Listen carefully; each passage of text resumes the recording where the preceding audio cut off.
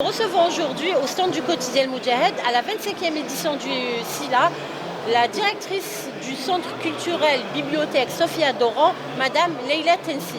Madame, bonjour. Bonjour et merci de m'avoir reçue. Eh bien, c'est un plaisir. Madame Leila Tensi, est-ce que vous pouvez nous présenter votre édifice? Bonjour, merci de m'avoir reçue. Nous sommes au Salon du Livre International aujourd'hui. Nous représentons la bibliothèque Sophia d'Oran, qui est un centre culturel qui se trouve au 13 rue Al-Habib El-Mhidi d'Oran, ex-rue d'Arzeux, pas loin du Mamo. Nous sommes spécialisés dans l'histoire. On a un très grand fonds d'histoire d'Algérie, du Maghreb, en psychologie, en art et en langue et en linguistique. Nous organisons énormément d'activités culturelles, des tables rondes, des cafés-débats, des cafés artistiques. Nous faisons plein d'expositions. Nous avons la semaine prochaine une exposition de 3 jours avec 10 femmes pour clôturer le 8 mars, la journée de la femme. Nous ne l'avons pas fait le 8 mars, donc on va le faire à la fin du mois. Et nous avons une conférence le 31. Nous avons également auparavant fait des qa'adettes, parce que nous appelons nos rencontres des qa'adettes, pas des rencontres, mais des qa'adettes, pour que ça soit très convivial, artistique, musical, culturel, de manière générale. Voilà, donc nous sommes dans le livre, mais nous sommes également dans la culture. Nous faisons plein de promotions culturelles, que ce soit sur Oran, Alger et même à Paris. D'où l'appellation Sophia. Voilà. Et pourquoi Sophia? Tout simplement parce que c'est la sagesse en grec. C'est par rapport à nos trésors que nous avons. Très bien. Justement, Madame Tensi, est-ce que vous pouvez nous dévoiler vos trésors qui se trouvent dans votre centre culturel? Alors nous sommes un espace. D'abord, le lieu en lui-même est un édifice, un bâtiment qui est très ancien. Nous sommes dans un trésor patrimonial qui a été construit en 1852. En plein centre-ville, on est en face de la Grande Poste parce qu'il y a une porte qui donne sur la Grande Poste d'Oran. Donc déjà, le centre ou l'espace en lui-même est un trésor. Ensuite, il y a les trésors qui sont à l'intérieur de ce trésor, de ce grand trésor, qui sont les livres.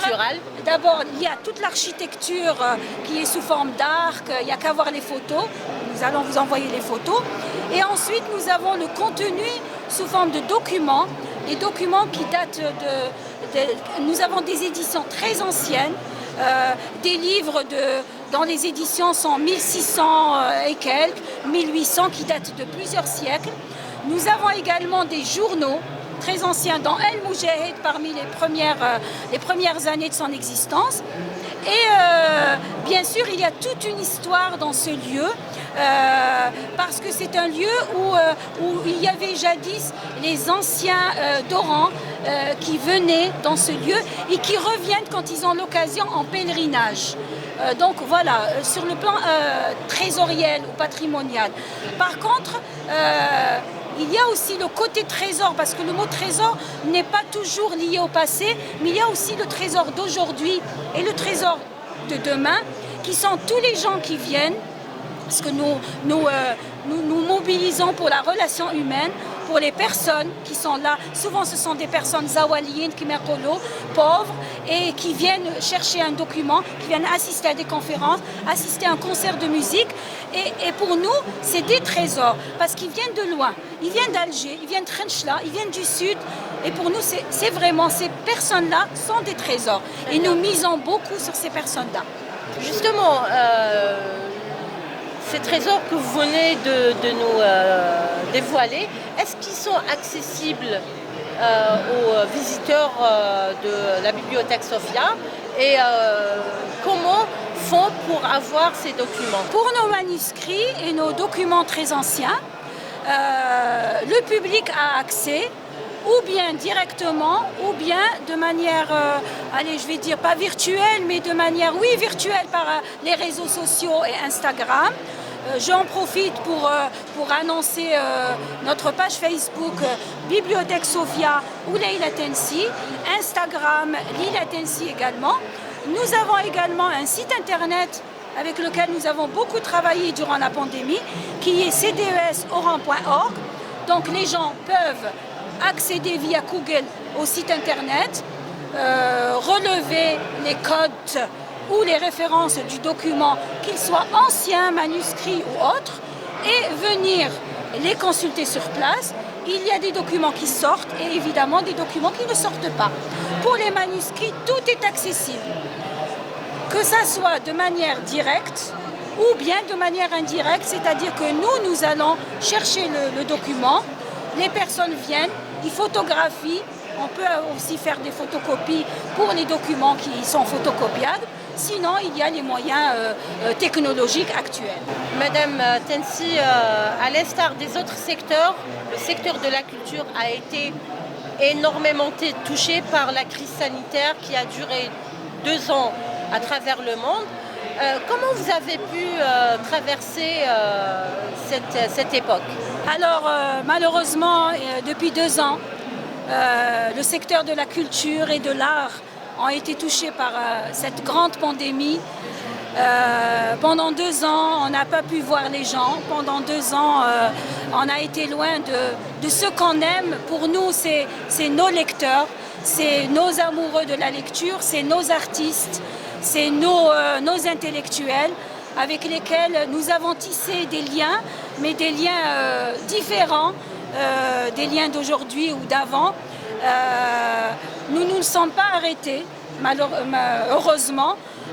Heureusement que les réseaux sociaux et les moyens technologiques étaient là pour prendre le relais du présentiel. Alors, ce que je peux dire concernant cette pandémie, c'est que pendant 2 ans, nous avons fermé les premiers 3 mois quand le gouvernement nous a demandé de le faire. Nous avons appliqué la loi. Ensuite, selon les mesures barrières et les conditions sanitaires, nous avons élaboré un protocole spécial Covid. Nous avons utilisé notre site internet où nous avions demandé à nos intellectuels, artistes et lecteurs de nous suivre via les réseaux et via le site, de relever tous les documents que nous préparions à l'avance et qui venaient chercher vraiment à côté de la porte, parce qu'on ne pouvait pas rentrer, les salles étaient fermées. Nous avions bien sûr arrêté les activités culturelles comme tous les autres espaces d'Algérie et du monde entier, ce qui nous a beaucoup manqué, mais nous avons lancé un défi de le faire en live. Nous avons utilisé beaucoup de live durant 2 ans et ça a beaucoup marché. Grâce à la pandémie, je vais dire heureusement, nous avons découvert aussi un autre électorat. Parce que, vous savez, le présentiel c'est bien, mais nous avons des places limitées. Par contre, le live, nous avons le monde entier à nos pieds. Nous avions été suivis par le monde entier, que ce soit pour nos documents ou pour nos activités artistiques et culturelles. Impeccable. Justement, pendant cette crise sanitaire, il y avait une énorme crise économique qui a touché certaines bibliothèques qui ont actuellement mis la clé sous la porte et qui ont malheureusement fermé. Comment la bibliothèque Sophia a pu résister à cette crise? Effectivement, donc, durant la pandémie, beaucoup de bibliothèques ont mis la clé sous le paillasson et ont fermé. Mais nous, ça a été notre défi. Ou ça passe, ou ça casse. Donc, qu'est-ce qui nous a aidés? On n'avait pas de budget parce que le lectorat nqas. Les budgets se sont réduits par eux-mêmes, c'est tout à fait normal. Les gens n'avaient plus les moyens pour venir s'inscrire, les gens étaient occupés à autre chose. Mais nous nous sommes dit, nous allons chercher d'autres moyens de financement. Ce qui a été beau durant cette période, c'est que nous avons reçu beaucoup de dons. Je n'ai jamais reçu autant de dons que durant la pandémie. Beaucoup de bibliothèques personnelles, familiales, sont venues vers nous. Ils nous ont dit les bibliothèques tawana. Nous avons des papas qui sont décédés. Une grande bibliothèque, c'est des appartements entiers que nous avons reçus. Ça tombait bien puisque le salon du livre à ce moment-là, Donc c'était comme si Gina le salon, parce qu'il faut savoir que le salon, quand on vient, on achète pour l'année. Donc pendant 2 ans, on a reçu l'équivalent de 2 ans de salon, ce qui est magnifique. Je voudrais aussi dire merci à ces gens-là qui nous ont soutenus. Financièrement, pour revenir à votre question, nous avons reçu aussi des dons en argent.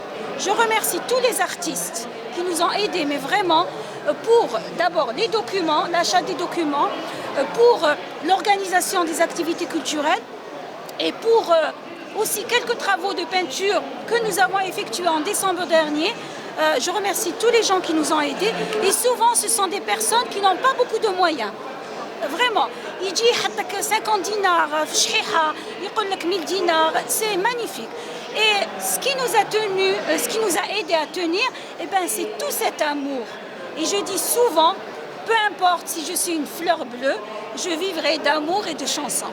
Donc justement, Madame Tinsy, vous venez d'affirmer que le taux de lectorat a baissé durant cette pandémie.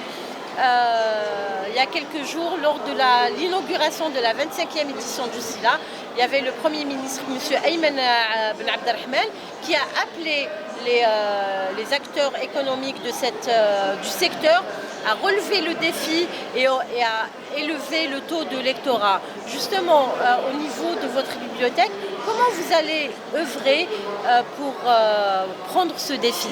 Justement, après cette pandémie, maintenant que tout a ouvert, nous avons décidé que, puisque le lectorat a baissé, donc je vais dire aussi que déjà avant, le lectorat baissait parce qu'il y a aussi les réseaux sociaux. Ça, il ne faut pas, c'est une réalité mondiale. Là où il y a Internet, les gens vont de moins en moins aux bibliothèques. Il faut dire aussi que dans certains endroits, les livres sont chers. Bon, les petits étudiants ne peuvent pas.